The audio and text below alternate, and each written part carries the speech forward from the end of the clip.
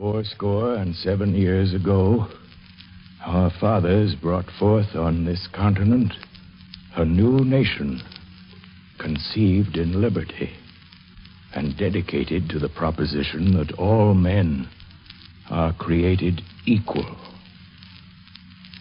Now we are engaged in a great civil war, testing whether that nation..." You are listening to the voice of Orson Welles reading Abraham Lincoln's Gettysburg Address, a page from this Sunday's edition of Anthology.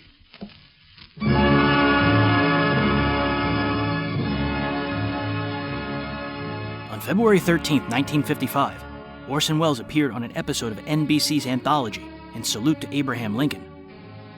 Directed by John Malcom Brennen, produced by Steve White, and announced by Harry Fleetwood, Anthology offered dramatic readings of famous and lesser-known plays. Its last episode aired on June 12, 1955, coinciding with the launch of NBC's Monitor. The Battle of Gettysburg, one of the bloodiest battles of the Civil War, was fought bitterly from the 1st to the 3rd of July, 1863. In November of the same year, the battlefield was dedicated as a national cemetery by the President. His speech took only about 2 minutes to deliver. The newspapers, devoting much space to a 2-hour oration by Edward Everett, belittled and buried it. But the words survived and have become a model of American speech because of their eloquence and biblical simplicity. Again, from his works on Lincoln, we'll listen to Carl Sandburg reading a prelude to the Gettysburg Address. Orson Welles delivers the famous Lincoln speech, and Carl Sandburg speaks of the events following that now never-to-be-forgotten moment in American history. Here first is Carl Sandburg.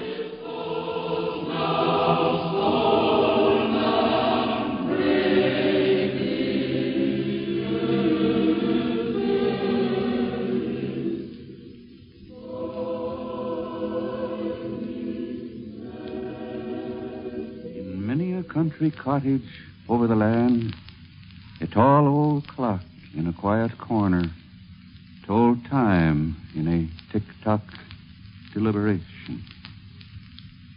Face and dial of the clock had known the eyes of a boy who listened to its tick-tock and learned to read its minute and hour hands. And the boy had seen years measured off by the swinging pendulum, and grown to man's size had gone away. And the people in the cottage knew that the clock would stand there, and the boy never again come into the room and look at the clock with the query, "What is the time?" In a row of graves of the unidentified, the boy would sleep long in the dedicated final resting place at Gettysburg. Why he had gone away and why he would never come back had roots in some mystery of flags and drums, of national fate in which individuals sink as in a deep sea, of men swallowed and vanished in a man-made storm of smoke and steel. The mystery deepened and moved with ancient music and inviolable consolation, because a solemn man of authority had stood at the graves of the unidentified and spoken the words, "We cannot consecrate, we cannot hallow this ground. The brave men, living and dead, who struggled here, have consecrated it far above our poor power to add or detract. From these honored dead, we take increased devotion to that cause for which they gave the last full measure of devotion. To the pendulum swing of a tall old clock in a quiet corner, they might read those words while outside the windows the first flurry of snow blew across the orchard and down over the meadow. The beginnings of winter in a gunmetal gloaming to be later arched with a star-flung sky. Orson Welles reads the Gettysburg Address. 77 years ago, our fathers brought forth on this continent a new nation, conceived in liberty and dedicated to the proposition that all men are created equal. Now we are engaged in a great civil war, testing whether that nation, or any nation so conceived and so dedicated, can long endure.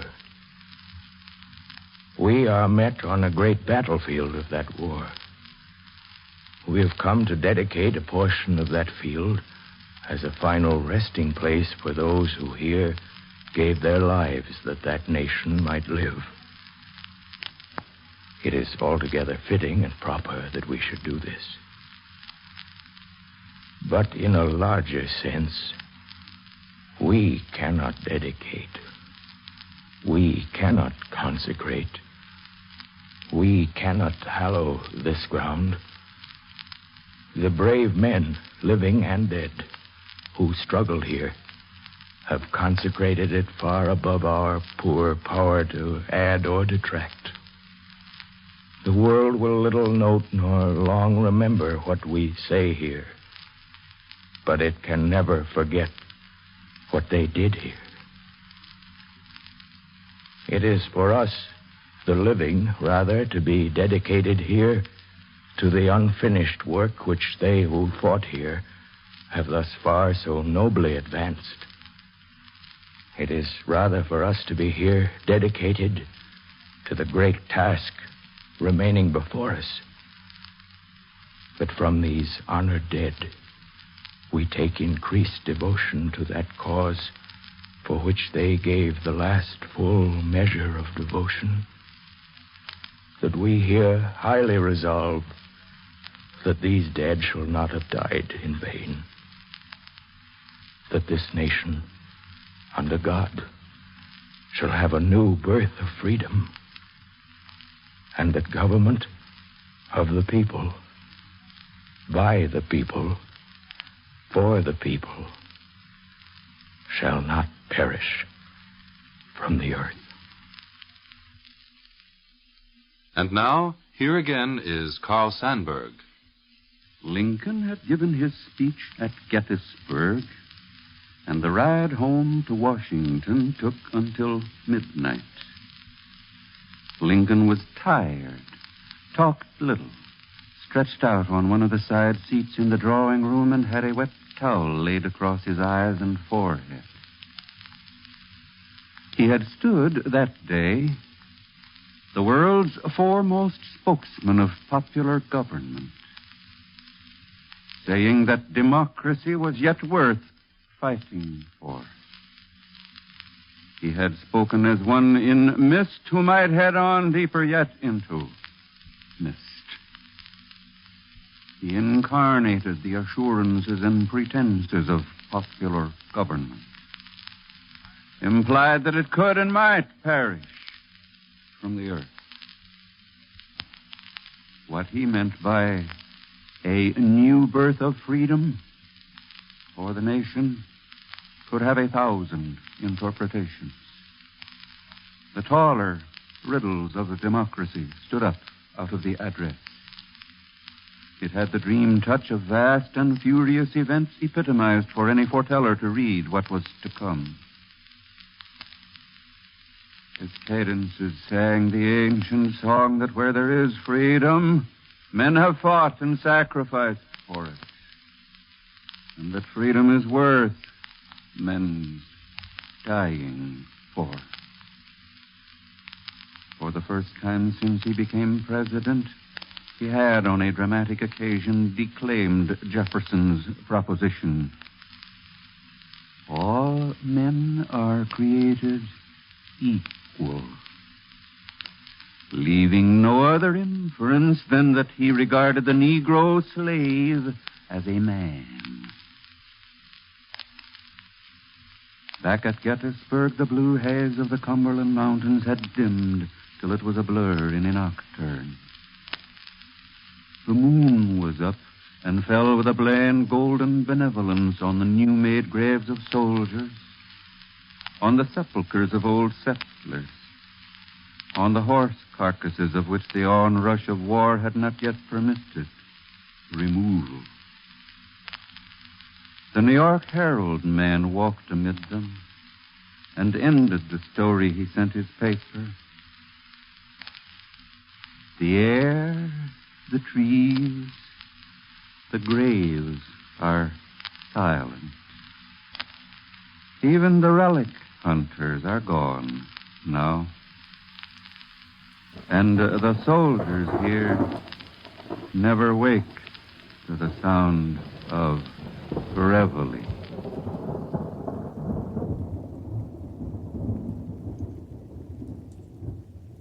On May 8, 1955, at Caxton Hall in London, Orson and Paola Mori tied the knot. Welles was simultaneously finishing the editing on a film that would be called Confidential Report in Britain and Mr. Arkadin elsewhere. Who Arkadin really was and where all that dough came from, nobody could tell me. He had a villa near Monte Carlo and a castle in Spain, Rolls-Royce with a special musical horn, one of the biggest yachts in the world, and at least 3 passports. To shake him down, as Bracco had said, wasn't so easy. He was a tough baby to get to, bodyguards and all. But I found he had one weak spot, his daughter. Now I'm going to tell you about a scorpion. This scorpion wanted to cross a river. So he asked the frog to carry him. No, said the frog, no, thank you. If I let you on my back, you may sting me, and the sting of a scorpion is death.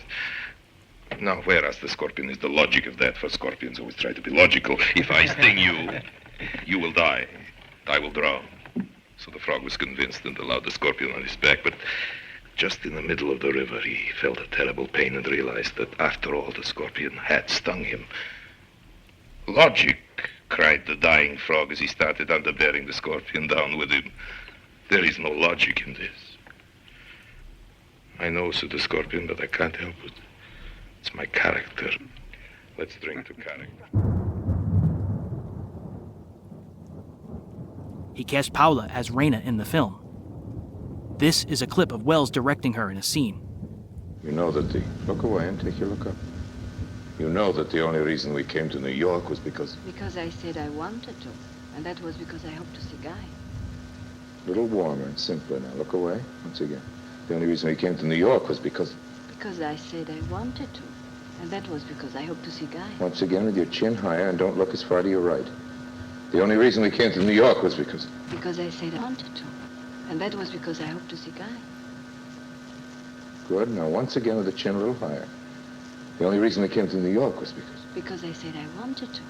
And that was because I hoped to see Guy. Now don't pause as long between wanted to and Guy. Because I said I wanted to, and that was because I wanted to see Guy. The only reason we came to New York was because... Because I said I wanted to. And that was because I You blink. Sorry. Chin higher and don't look as far to your right. The only reason we came to New York was because... Because I said I wanted to. And that was because I hoped to see Guy. Cut.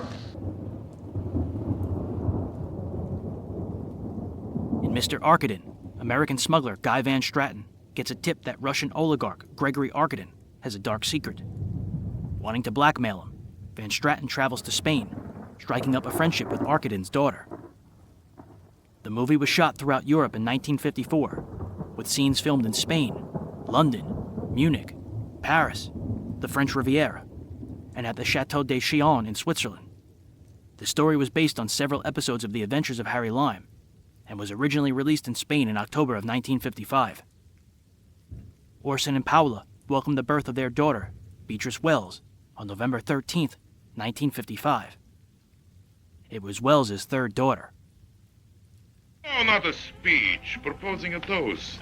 In Georgian style, Luigi. How did you recognize me? I know you. Your glasses are friends. In Georgian toast, a little story always comes first. I had a dream. I found myself in a graveyard where all the tombstones were marked in a curious way. 1822, 1826, 1930, 34, always like that, always a very short time between birth and death.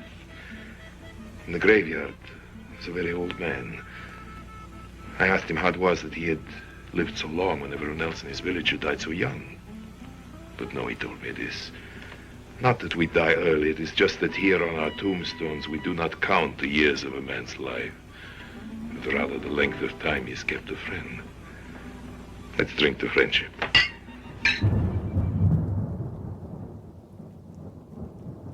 By then, Welles was planning a return to the U.S.